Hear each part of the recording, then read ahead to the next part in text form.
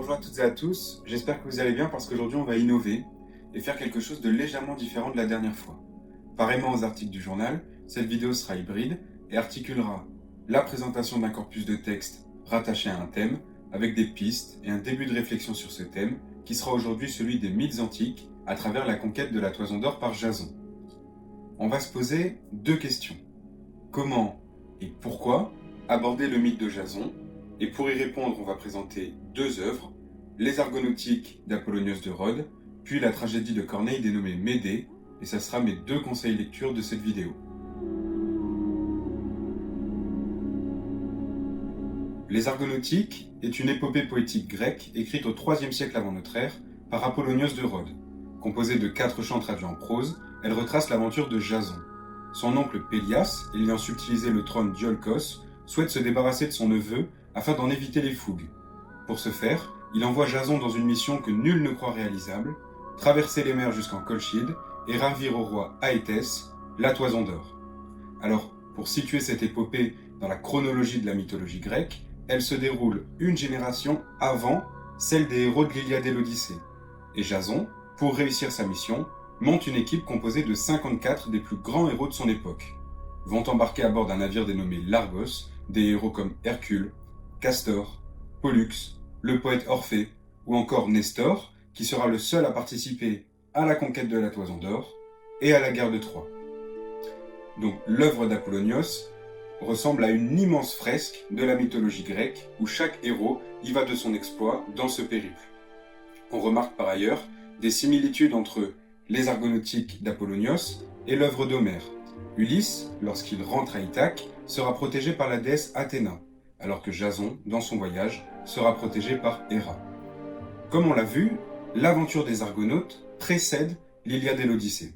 Et quand Homère écrit au 8e siècle avant notre ère, il connaît, comme ses contemporains, l'aventure de Jason. Il la mentionne et s'en inspire. Et là où ça devient intéressant, 5 siècles plus tard, quand Apollonios écrit les Argonautiques, lui aussi s'inspire du poète archaïque. On retrouve donc dans les deux œuvres des références, des rappels, voire même des passages qui se ressemblent.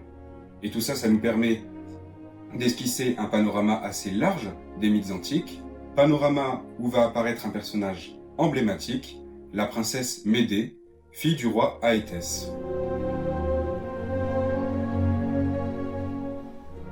Quand Jason arrive en Colchide, Médée, sous l'impulsion d'Éros, tombe folle amoureuse de lui. Elle va l'aider à s'emparer de la Toison d'Or et s'enfuir avec les Argonautes.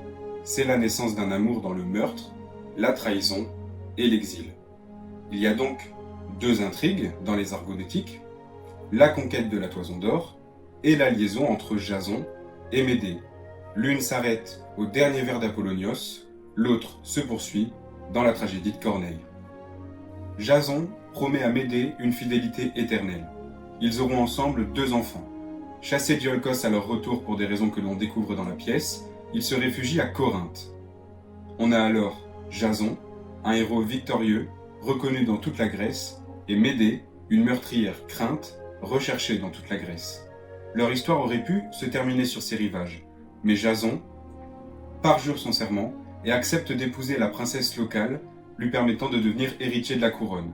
Médée, elle, est livrée contre son gré à son ancien royaume afin de garantir la paix. Toute l'intrigue de la pièce repose alors sur la vengeance de Médée, femme qui par amour aura commis les plus folles atrocités, femme qui, une fois devenue trop encombrante, aura été abandonnée. Alors, j'ai choisi de rester assez vague sur les péripéties, les combats, les tempêtes, les empoisonnements, les influences divines, pour que vous les découvriez toutes en lisant dans cet ordre les Argonautiques, puis Médée. Mais une fois qu'on a fini la lecture, qu'on visualise chaque événement et que l'on sait reconstituer l'aventure héroïque de Jason, on peut alors en explorer une nouvelle, l'aventure métaphysique de Jason.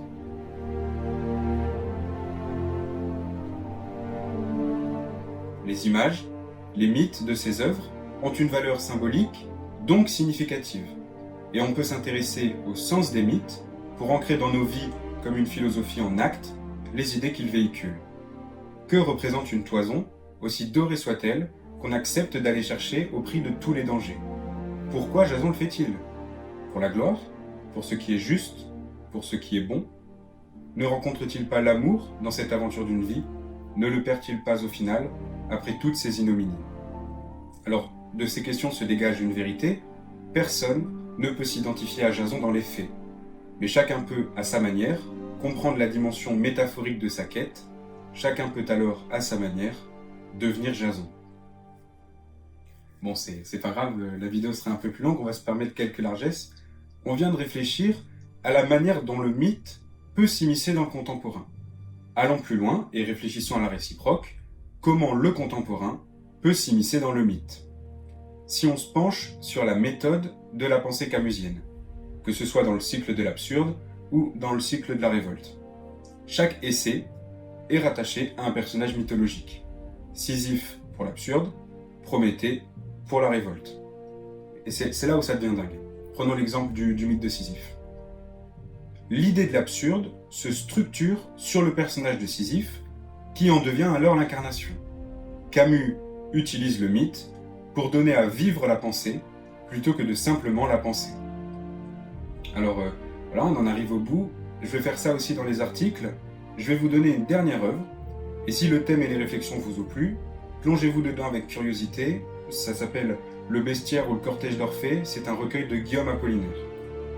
La vidéo se termine, je vous remercie de l'avoir regardée jusqu'au bout, j'espère qu'elle vous a plu, je vous dis à bientôt.